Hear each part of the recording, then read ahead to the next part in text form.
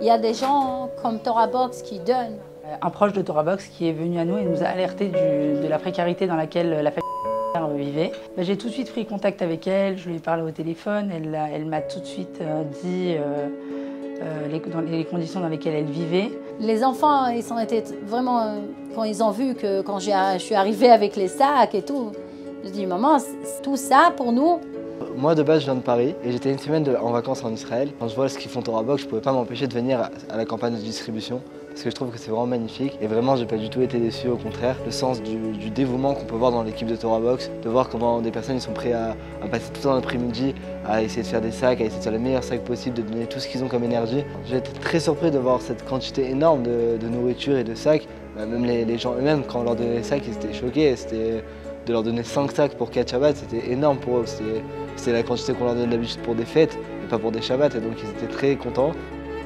C'était proche des fêtes de Pessah, si je me souviens bien, donc on lui a livré un colis de Pessah, et là elle nous a accueillis chez elle, et on était très surpris de l'état de la maison, de l'état des meubles, des lits au milieu de la salle à manger, enfin des matelas au milieu de la salle à manger.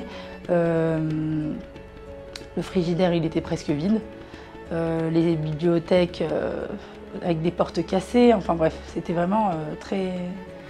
Ouais, mon mari, il gagne à peu près 8 ou 9. Et avec les écoles, l'appartement, le manger et tout, on arrive à zéro presque. Torah Box distribuait des colis alimentaires pour les familles nécessiteuses 3 fois par an pour les fêtes de Pessah, Shavuot et Sukkot.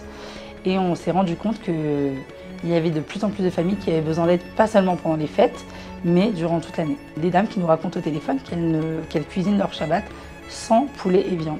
Et de voir surtout le sourire chez ces personnes-là quand ils reçoivent leur sac, de voir comment ils sont heureux, de voir comment on les aide, et j'ai trouvé ça très émouvant. Et ça fait énormément relativiser de voir que nous, on a de la chance d'avoir ce qu'on a et que combien on devrait aider, combien on devrait donner de ce qu'on a et surtout de notre temps comme fait Torah Box, mais aussi de notre argent, pourquoi pas, pour ceux qui en ont, et aider un maximum ces personnes et être là pour eux. En Israël, on voit qu'il y a beaucoup de difficultés, on voit que la vie elle est vraiment pas facile ici et j'ai pu le voir aujourd'hui à travers les colis parce qu'on l'entend aux infos, on l'entend à droite à gauche, mais quand on le vit en vrai, on se rend compte de la difficulté que ça peut représenter d'habiter en Israël. Il y a des gens tzadikim qui ils remontent des familles pour sourire le Shabbat, ça fait du bien pour les enfants aussi, ça donne de la joie dans une famille.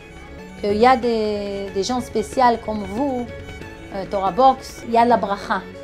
Chesed shel emet pour aider vraiment à des gens qui ont besoin. Et espérons que nous aussi on va donner bâtir. En conclusion, toutes les personnes qui contribuent à ces distributions, de quelque façon que ce soit, avec leur temps, avec leur argent, on pourrait croire qu'elles viennent donner, mais en vérité elles viennent prendre. Parce que pour une telle personne, la bracha est assurée, étant donné que celui qui s'occupe des enfants d'Hachem, Hachem il s'occupera des siens.